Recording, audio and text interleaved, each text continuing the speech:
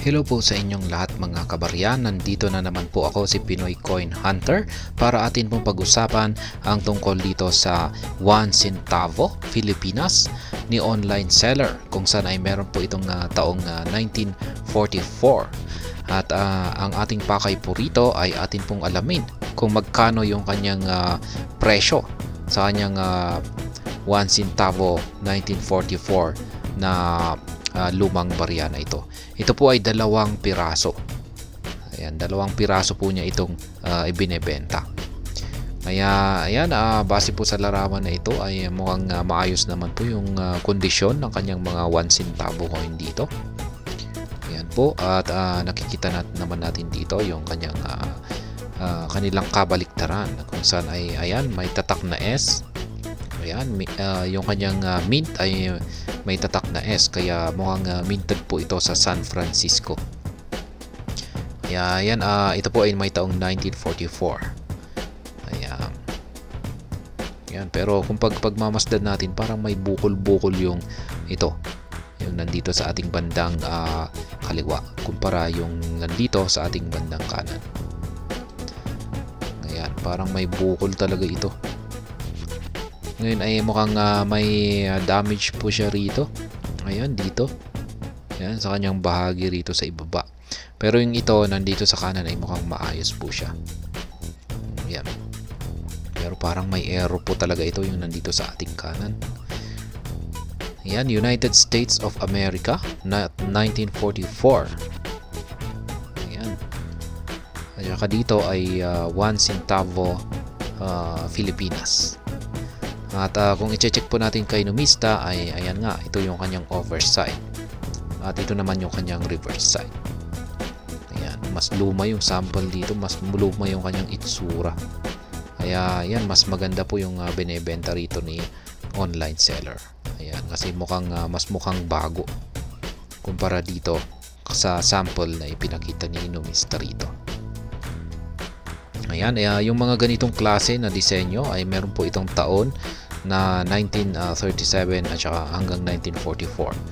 At kung titignan po natin yung kanyang mint, ayan, lettering, saan ba yung nag-mint dito? Ayan, ito po ay may 2 klaseng mint, yung letter M at saka letter S. Yung letter M ay minted po ito dito sa Pilipinas. Ayan, yung may S ay minted naman po sa bansang US. Ayan, US, San Francisco. Kaya check po natin yung ating mga ayan, yung 1937 hanggang 1941 ay meron po silang mint na letter M. Ayan, minted po yan sa Manila. Tanging yung 1944 lamang po at saka hanggang 1945 yung may mint na S. Pero mapapansin po natin na ito yung may pinakamaraming mintage or bilang sapagkat ito ay nasa mga 136.4 million yung kanilang mintage. Kaya mas bihira pong makahanap yung may mint na letter M, yung minted dito sa atin. Ayan, dito sa Pilipinas or sa Manila.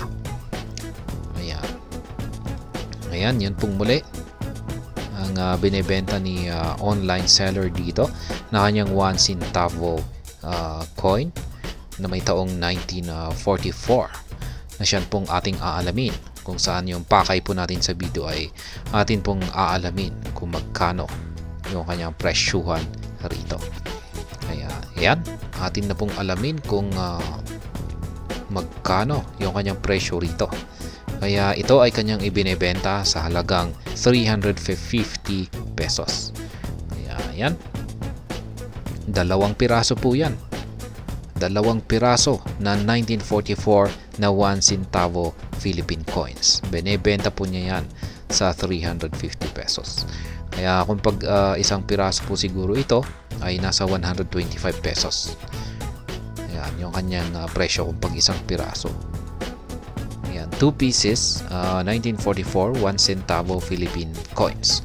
Commonwealth series. Ayan, tinatawag po pala itong Commonwealth series. Ayan pong muli, atin pong pagmasdan yung 1 centavo coin dito at ni online seller at masasabi kong maganda po yung kanyang kondisyon. maganda yung kanyang naging pagkakatago rito. Kaya maganda po itong kolektahin kung wala pa tayo nito, ay maganda po itong itago at idagdag sa ating koleksyon.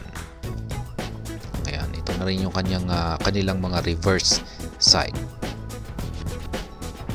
Ayan, kitang-kita natin malinaw yung kanyang tatak na letter S. Ayan, minted po siya sa San Francisco.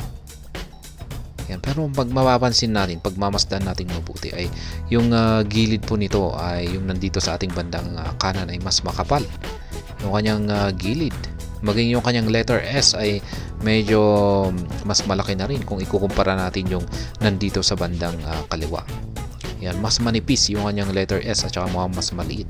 Tapos yung gilid niya ay mukhang yan na rin, mukhang mas manipis kumpara yung nandito sa bandang kanan. Kaya mukhang may pagkakaiba sila. May konting pagkakaiba.